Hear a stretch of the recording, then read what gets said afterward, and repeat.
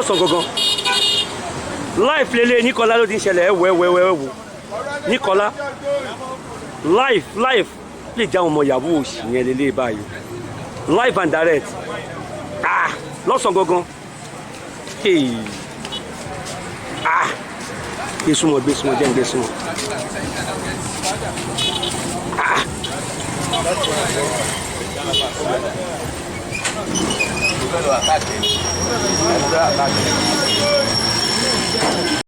Hello bàbá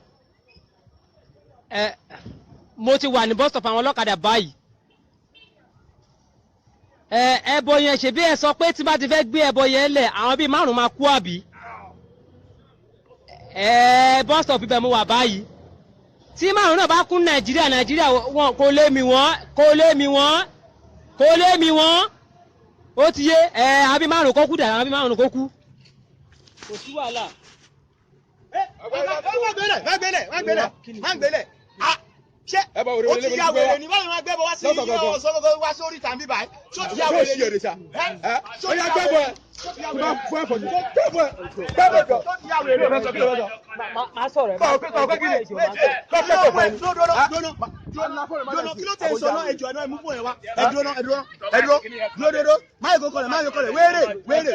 ṣé dúró kí ló mú ẹgbẹ́ wá sórí ta kí ló mú ẹgbẹ́ wá sórí ta dúró kí ló mú ẹgbẹ́ wá sórí ta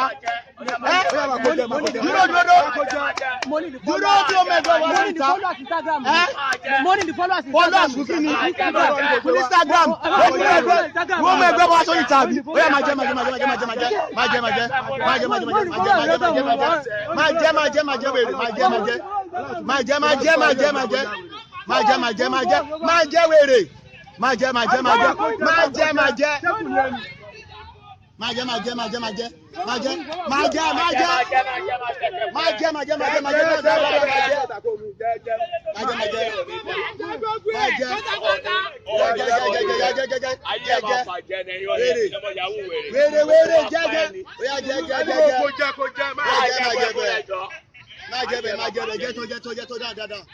máa jẹ́ máa jẹ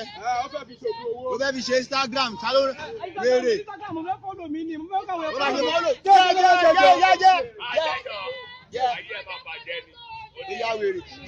jẹ́ kó dá mi lò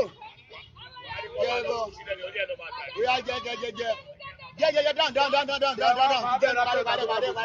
pàdé ẹgbẹ́ bá mi wá bí ọ̀tà ìfún bí ọ̀tà mẹ́rin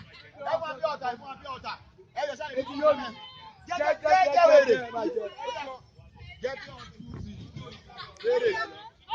wèrè jẹ́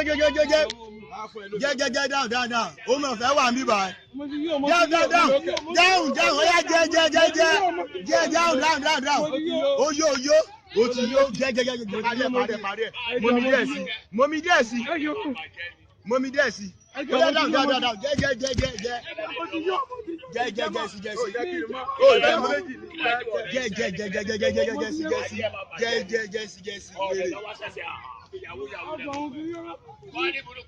ṣó fẹ́ mọ́mí